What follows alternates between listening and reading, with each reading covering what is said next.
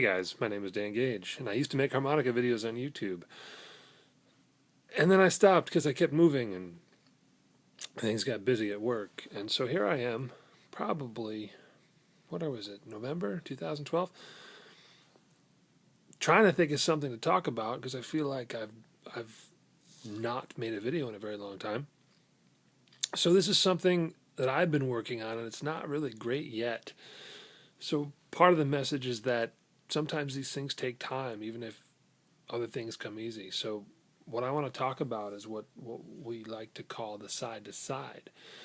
So we know from other lessons that I do a lot of tongue blocking for single notes. I think everybody should at least know how to tongue block to get different octaves or split intervals from the harmonica. So for example, if I put my tongue here, I can play the two notes to either side, 1 and 4, like. And that's really good because you can play two notes at the same time. It makes the harmonica sound bigger. We covered that, talk about octaves and split intervals.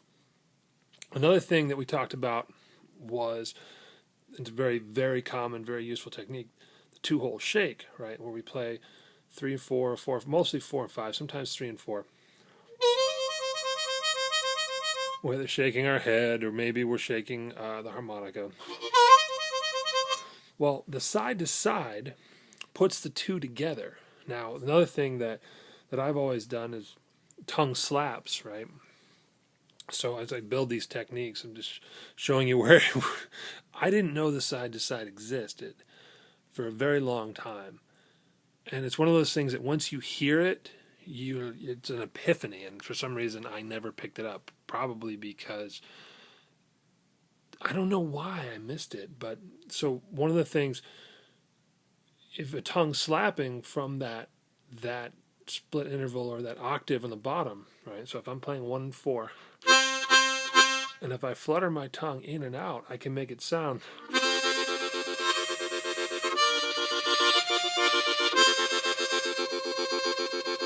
So we're alternating between the chord, right? This is a B flat harp, so the F chord, if I'm drawing in, quickly fluttering my tongue on and off, so it's alternating between the octave, the 1 and the 4, or the chord, so you're getting that. Well, that's all I ever knew, and I worked on it. But then I started hanging out with these like even more insane harmonica players, and a lot of the little Walter guys figured this out because Walter started doing this later on.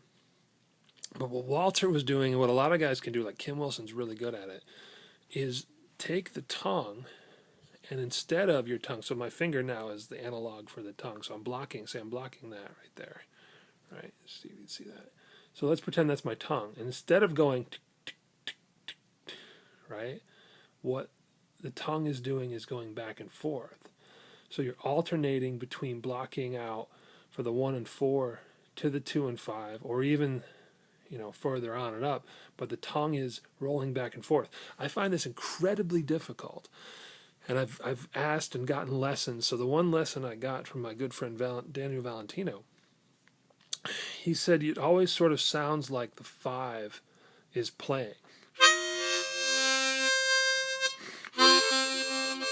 And it didn't make sense to me, and I kept practicing, and it didn't work, and I kept practicing, and it didn't work, and it's still only just getting there. I can barely do it. I can't even do it when I perform yet. But, that's the process, guys, even if it's a tough technique. For me, this technique, the secret is the harder I try, the more difficult it is. So it's like this weird Zen thing where it's tricky because I'm trying to train my tongue to go, very carefully back and forth.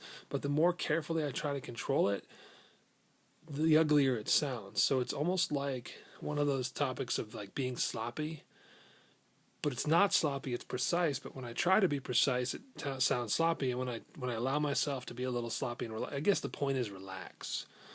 So it's really cool because I think this particular technique, while difficult for me to attain, is the sound is more fluid. It sounds actually to me like the notes are liquid instead of being percussive, where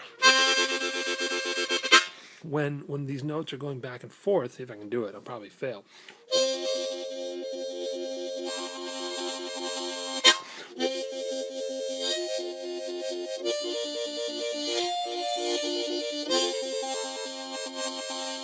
Okay, it's still really not great, but if you listen to later Little Walter, and those are guys that are really geeky about it, send me notes and I'll try to put together some lists of. Every time I hear it, I try to write it down and remember where exactly that example is, so I can continue to teach myself the difference. But the side to side, it's definitely one of those higher level techniques, but for like you crazy blues guys, of which I kind of consider myself, it's definitely something worth having in your bag of tricks, because it, especially amplified, I think it sounds really awesome.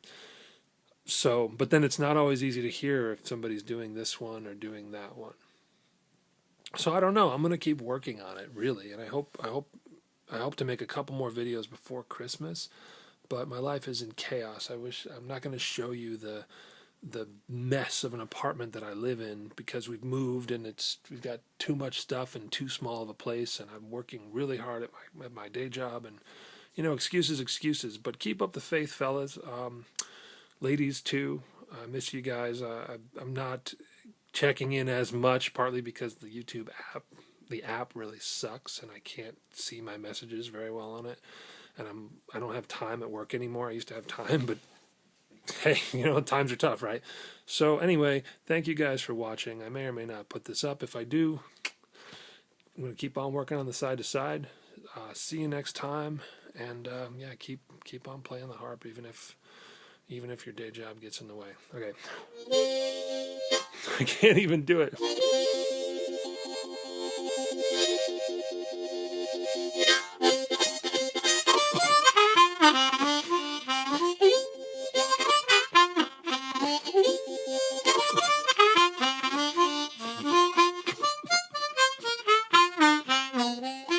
All right, see you next time.